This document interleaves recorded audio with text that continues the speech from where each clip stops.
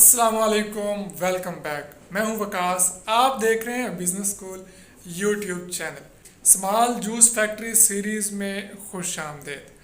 आज के वीडियो में हम देखने जा रहे हैं कि हमें जूस फैक्ट्री लगाने के लिए कुछ रॉ मटेरियल्स चाहिए होते हैं। वो कौन कौन से रॉ मटेरियल्स हैं उनके बारे में डिस्कस करेंगे। उनके नाम क्या हैं और किस तरह वो दिखते हैं, शक्ल कैसी होती है, किस किस काम आते हैं, ये तमाम चीज़ें आज के इस वीडियो में हम देखने जा रहे हैं। साथ रहिएगा। सबसे पहले तो हमें चाहिए होता है पानी, और जो कि हमें हर जगह से अवेलेबल होता है, फिल्टर शुदा पानी चाहिए। उसके अलावा अगर हम रॉ मटेरियल्स की बात करें तो हमें मैंगो पल्प चाहिए।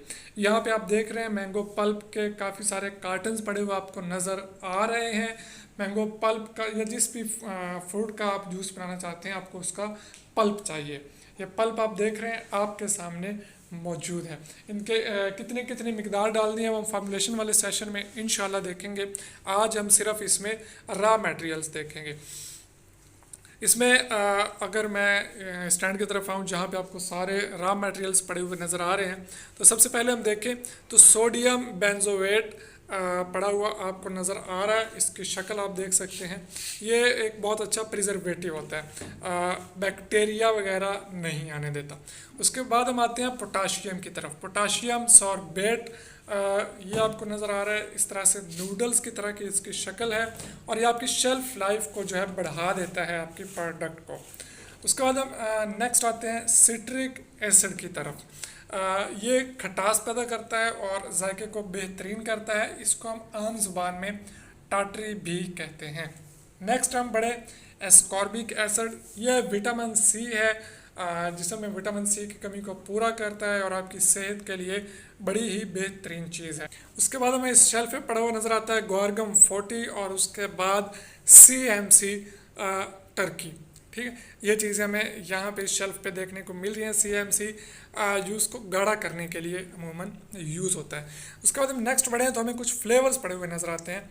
इसमें सबसे पहले मैंगो चौंसा है, मैंगो फ्लेवर है, क्लाउडीफाइंग नॉन सिट्रस है।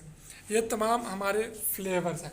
उसके बाद हम आगे बढ़े तो हमें नज़र आता है टेट्राजाइन जो कि कलर है, और सनसेट येलो ये भी कलर है। अब हमने इसको कितनी कितनी मिकदार में अपने जूस में डालना है, इसकी चीज़ को हम देखेंगे हमारे फार्मूलेशन वाले एपिसोड में। यहाँ पे हमें कुछ और चीज़ें भी नज़र आ रही हैं जो कि आपको इस कमरे में मौजूद होनी चाहिए जिस कमरे में आप काम कर रहे हैं। यहाँ पे आपको एक डिजिटल थर्मोमीटर नज़र आता है जो कि टेम्परेचर वगैरह हम पानी का चेक कर सकते हैं। एक सीज़र नज़र आ रही है, एक आग लगाने के लिए लाइटर नज़र आ रहा है, एक चमचा सा नज़र आ रहा है, हाथों पे लगाने के लिए ग्लव्स हैं, फेस मास्क वगैरह इस तरह की चीज़ें भी आपके रूम में अवेलेबल होनी चाहिए जहाँ पे आप काम कर रहे हैं, ताकि बवक्त ज़रूरत आपके ये काम आ सके।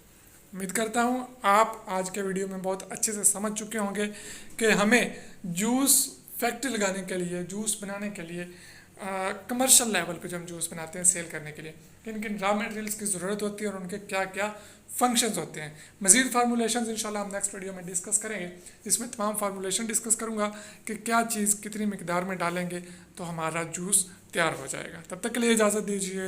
अल्लाह हाफिज़।